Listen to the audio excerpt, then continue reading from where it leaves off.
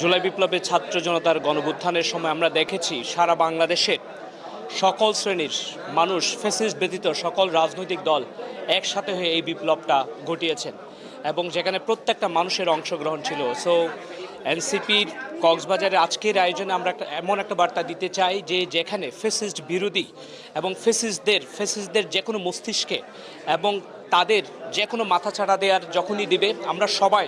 সব কিছু ভুলে গিয়ে আমরা সবাই এক হয়ে যাব। আর আগামী সময়ে কক্সবাজার রাজনৈতিকভাবে একটা উর্বর ভূমি এবং আগামীর এশিয়াতে এই কক্সবাজারের তরুণ রাজনৈতিক জনগোষ্ঠী এশিয়াতে লিড করবে, যেখানে নাগরিকের যে অধিকার সেটা সুনিশ্চিত করবে, যেখানে প্রত্যেকটা প্রান্তিক মানুষের অধিকার সুনিশ্চিত করবে এবং জিওলজিক্যালি আমাদের যে ন্যায্যতা, আমাদের যে হিস্সা, সেই হিস্সা এই তরুণ জনগোষ্ঠী তাদের রাজনৈতিক বোঝাপড়ার মাধ্যমে তারা বুঝিয়ে নেবে এবং বিশ্ব দরবারে একটা পলিটিক্যাল এন্টিটি আকারে হাজির হবে। এটাই আমাদের নতুন রাজনৈতিক বন্দোবস্ত, যেখানে আমরা বলছি যে প্রত্যেকটা মানুষের তার অধিকারের আমরা ন্যায্যতা চাই। ইফতার মাহফিলে আমরা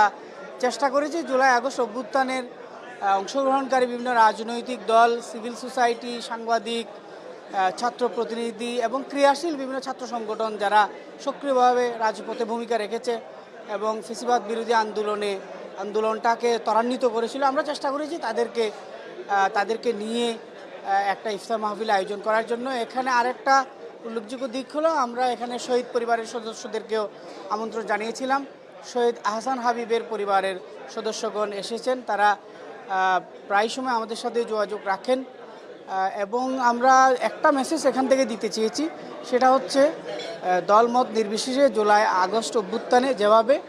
ফ্যাসিবাদ বিরোধী আন্দোলনে সকল পলিটিক্যাল এন্টিটি ভূমিকা রেখেছিল, আমরা জাতীয় ঐক্য এবং সংহতি ধারণ করে আগামীর বাংলাদেশ বিনির্মাণে একইভাবে যেন